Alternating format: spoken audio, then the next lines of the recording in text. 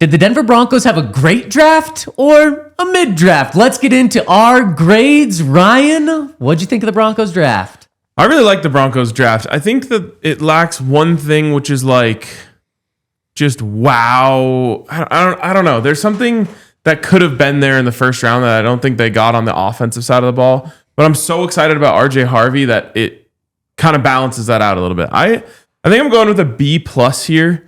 And I got to admit, like, to me, RJ Harvey's carrying a lot of this. Not that I don't love Jahdae Barron, because I do. And I think that he is a great fit into this defense.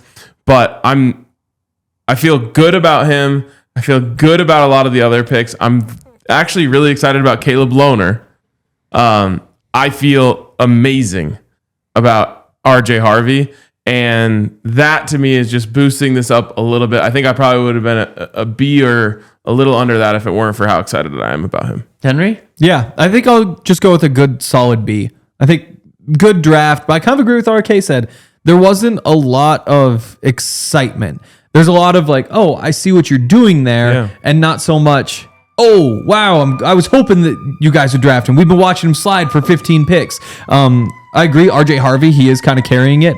RJ Harvey is electric. He's a day one starter with no doubt about it. You're hoping for 1,000 yards right away. I mean, I made the bet on him to win Rookie of the Year. He's going to have that opportunity. You go through Jahdae Barron, it's a good, solid pick, but the value is just fine to me. The upgrade over Jaquan McMillan, it wasn't really a need. So you don't get bonus points for saying like, well, at least you kind of solved the problem that you had. Then from Pat Bryant on down, it's like, I see what you're doing, but hey, is this the right value for this spot? You could have questions, but you trust him, and that's why I say RJ Harvey's great. Call it a B. I'm going A- here. I like this draft. I think more than you guys. And one of the things that you guys said was like, I just didn't have that excitement to it necessarily. And I think a big reason why is everyone going into the draft was thinking, offense. Is it tight end? Is it running back? Is it wide receiver? In fact, I mean, that's what we talked about as well. You guys liked wide receivers. I liked the running backs, maybe even trade up for a tight end, and they didn't do it. And that kind of just pulled some of the juice and excitement out of that.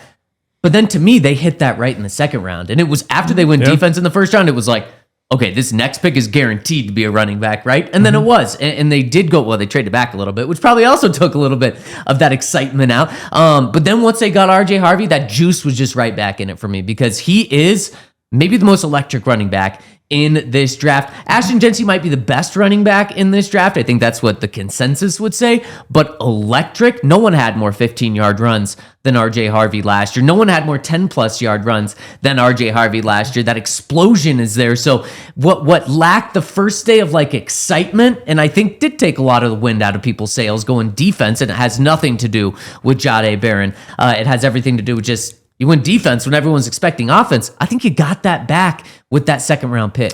And I'm sure people are going to comment and say, well, it doesn't matter who you guys like or what you like. Well, you're right. 100%. Yep. But in the futile exercise that is grading a draft days after it ends, you can only go off of what you liked. Because we don't have any new tape or anything to evaluate, or we haven't even seen them put on a Broncos jersey yet. So I'm with Henry that it's like the pick happens. You're like, oh, okay. And then you go watch and you see, you go, oh, I see what they're doing here.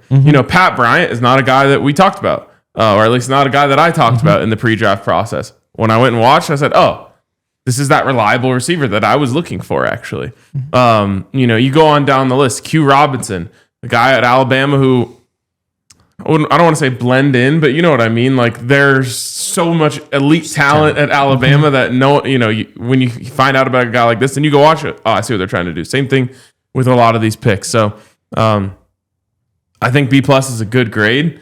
I think if the Broncos would have gone and traded up in the first round and made a big splash, we'd all be sitting here saying A, because it would have had that wow factor. And in part because the one thing the Broncos really needed in this draft was offensive skill position player, like juice, running back in particular.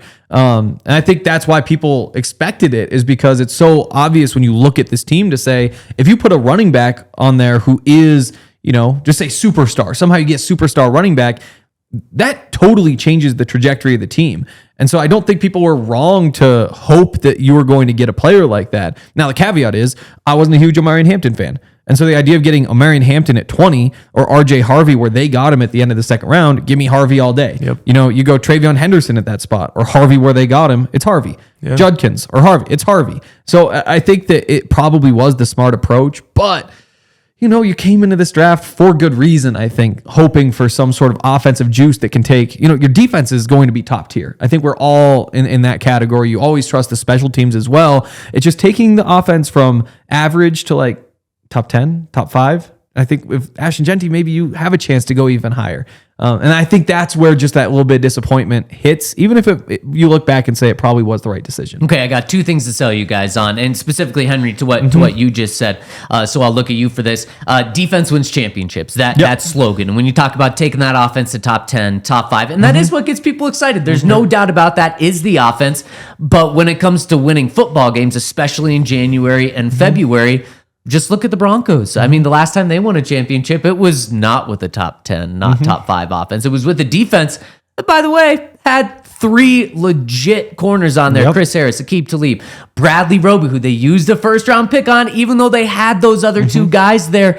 You could be seeing like a similar thing there. So while the excitement's not there, it might be a good way to build a football team. And Ryan, you brought up the grades and how it's not fair, and it is not fair to be giving grades right now. But it takes me back to 5 years ago in 2020 when the Broncos, or 2021, when the Broncos drafted Pat Surtain at number 9 when they desperately needed offense, specifically a quarterback. And this is a little different because it's not the quarterback position. The Broncos have Bo Nix, but it reminds me of that. And man, the Broncos got crushed for not taking Justin Fields, who was on the board, Mac Jones, who was on the board. Instead, they went with defense. They went with a guy that could lock up a receiver. But come on, if you're not gonna, it's not gonna be a good draft. They got crushed. Terrible grades because they didn't go for the offensive side. Well, that guy just happened to turn into the defensive player of the year, Pat Surtain. When on the opposite side, Justin Fields is now on his 3rd team in the NFL right now. Taking elite players is going to be good for the long haul. Maybe taking Justin Fields would have made the Broncos better that first year. I don't know about that. Would have made it more exciting of a draft for fans for sure. Yeah. But sometimes exciting isn't always the best move in a draft. Totally. And if Jahdae Barron ends up being 80% as good as Pat Surtain is, we will be looking back 4 or 5 years from now and saying, yeah, that was a fantastic pick, smart move. They did the right thing. And Henry, I think what you said outlines exactly what their thought process was about this. They called him their pet cat, which is weird to me, but I get the point that they're trying to make. I love my cat, so I'm all for it. They fell in love with RJ Harvey, and so then they said, we don't have to get Omarion Hampton. We don't have to take Travion Henderson here. We don't have to jump for Quinshon Judkins. And it allowed them to just say, okay, well, Jahdae Barron's way up here on our board. There's a big list of blank spaces where all these other guys were picked. Let's just take him and hope that RJ is still there when we pick at the end of the second round. And one last thing, I think that the Travion Henderson love that was branded for the Broncos actually was a smokescreen, so people didn't find out that they were in love with RJ Harvey. Yeah. Speaking of Travion Henderson, you see the things that he did. Well, what if I told you that instead of Travion Henderson, you could get a more productive running back who's more explosive and also is bigger? You know, and then all of a sudden you're talking RJ Harvey. And so it's pretty easy to talk yourself into any of these picks. Pat Bryant, I mean, exact same numbers as a Cooper Kupp coming out. Now you might be calling your shot because, Cooper Kupp, a bit of an outlier, whereas you go the, AJ Brown, big, fast, strong type, those guys tend to pan out a little bit more often.